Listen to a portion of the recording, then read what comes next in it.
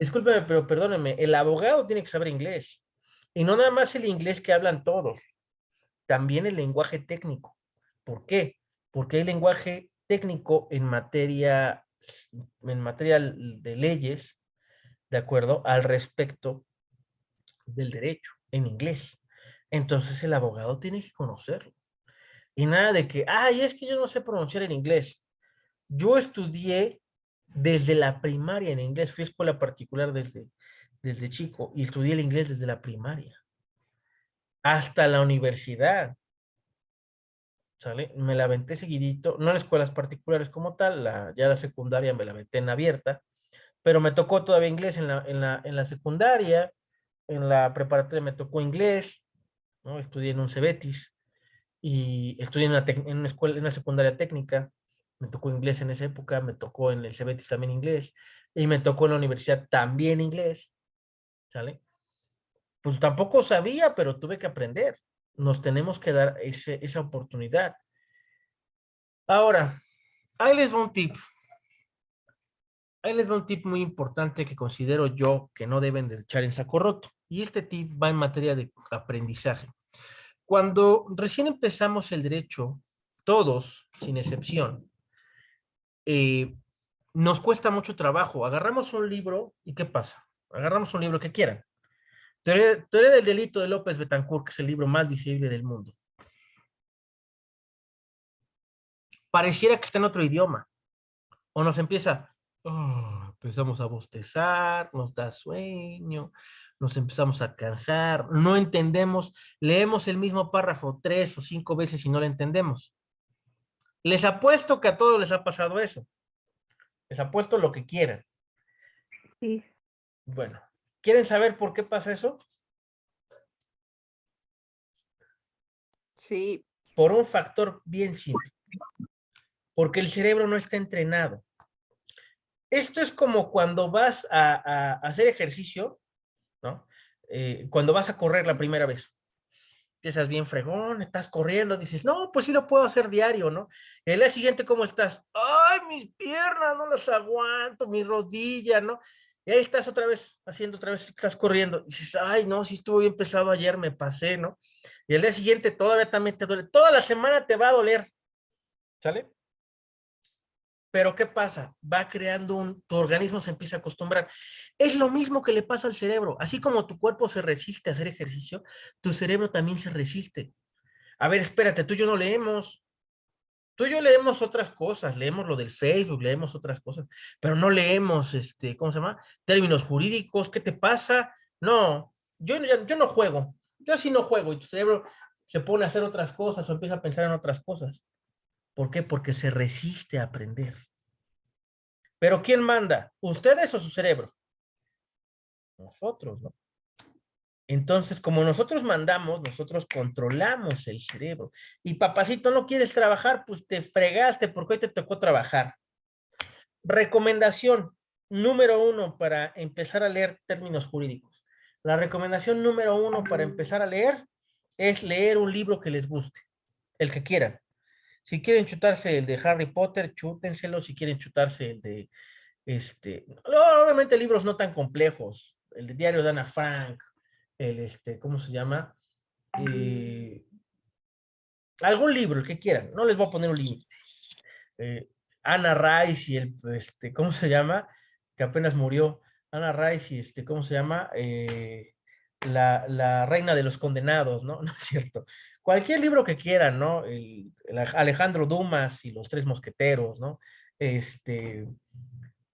Sir Arthur Conan Doyle y Sherlock Holmes. El libro que quieran, uno chiquito, chútenselo, ¿sale? Los cuentos de Edgar Allan Poe Los cuentos están de buenos. Edgar Allan Poe, el libro del, ¿cómo se llama? El péndulo, el libro de Edgar Allan Poe, el libro de, ¿cómo se llama? Los libros de H.P. Lovecraft también son muy buenos. El llamado de Cthulhu. Bueno, me puedo meter en bronca de libros, lo que quieran. Lean un libro de bolsillo, de esos que te venden en el metro o en el camión, o bajando del camión o en las paradas te venden en 10 pesos. Un libro de bolsillo que andan trayendo todo el tiempo con ustedes y el reto es que se lo acaben en una semana para que tu cerebro se empiece a entrenar a leer, ¿vale? Y a imaginar lo que está leyendo. Y ya luego agarras un libro en materia jurídico pequeño, de lenguaje sencillo. ¿Cuál es uno de esos libros? Les recomiendo de lenguaje sencillo López Betancourt, les recomiendo Eduardo García Maínez, les recomiendo Ernesto Gutiérrez y González, les recomiendo Rogina Villegas, les recomiendo ¿cómo se llama? A Miguel Carbonell, que aunque me cae gordo, pues tiene una forma de escribir muy laxa. A Alberto del Castillo también, o sea, son autores que les puedo recomendar como tal, para que empiecen a leer acerca del derecho y ya cuando lleguen a los libros más complejos y complicados o más dogmáticos, ya no les cueste tanto trabajo, pero vas a empezar a leer libros en derecho, en el área del derecho que tú quieras, de manera gradual. No vas a agarrar y vas a leer 30 páginas en un día porque no vas a entender nada. Vas a leer, ¿qué? 2 páginas. ¿Sale? Si quieren empezar a hacer la práctica de leer un libro como tal, el que quieran, y leer algo jurídico, lean el libro junto con el libro, o sea, o después o en su momento libre, lean un artículo de la Constitución, se tienen que aprender los primeros 29.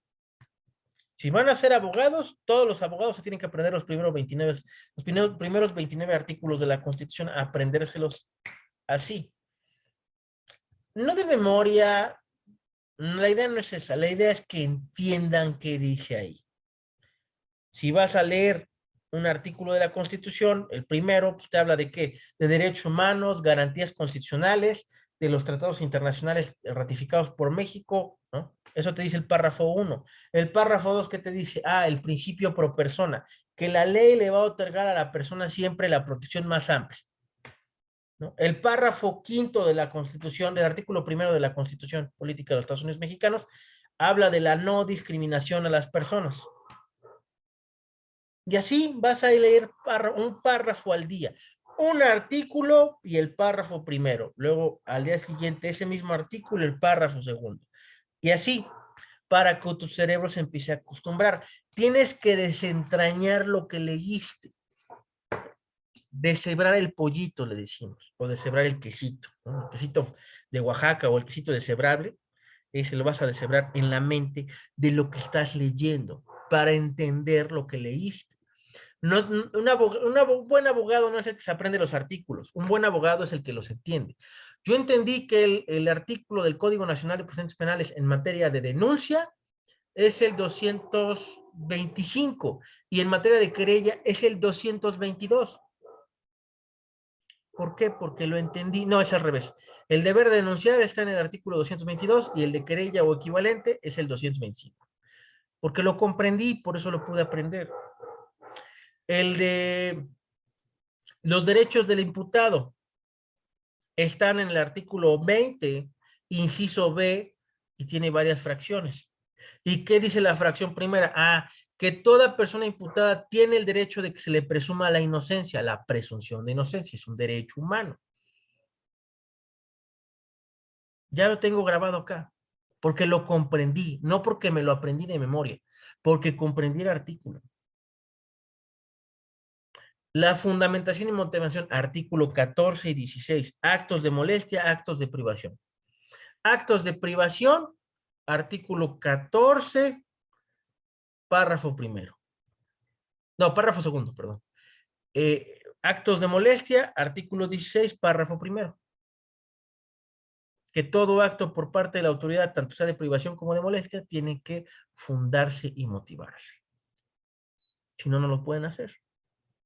Y no pueden rebasar sus facultades. ¿Por qué? Porque lo comprendí, no porque me lo aprendí de memoria.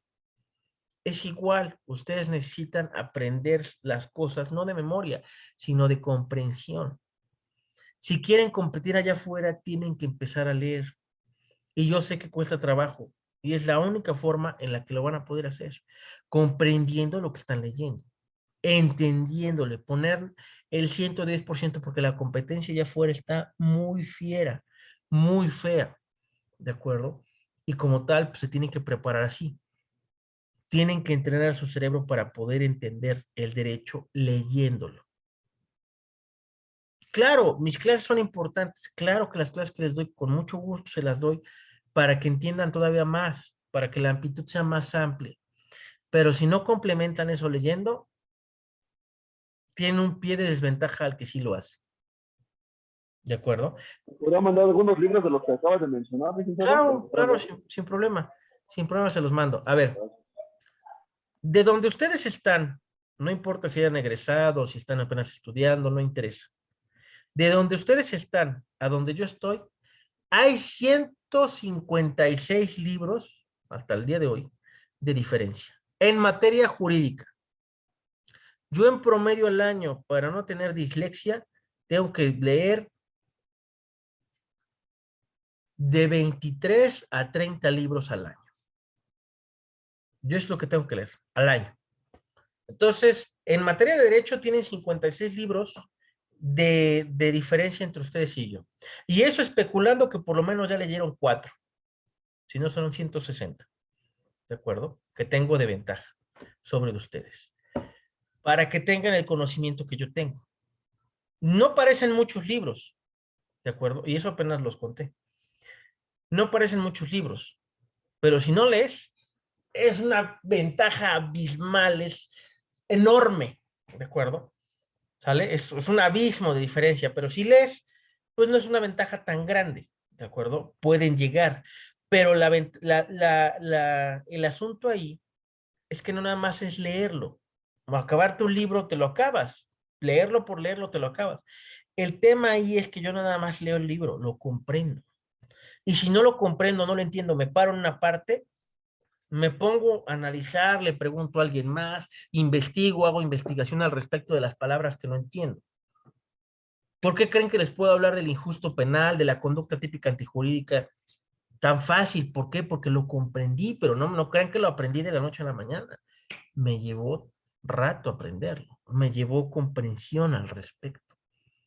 Es lo mismo que tienen que emplear ustedes.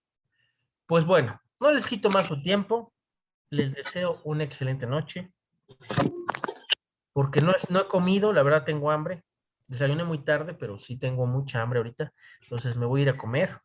Espero que se encuentren muy bien y les deseo una excelente noche. Cuídense mucho y disfruten las fiestas con su familia, pero no falten a clases porque vamos a seguir teniendo clases. ¿De acuerdo? Claro que sí, profesor. Muchísimas gracias.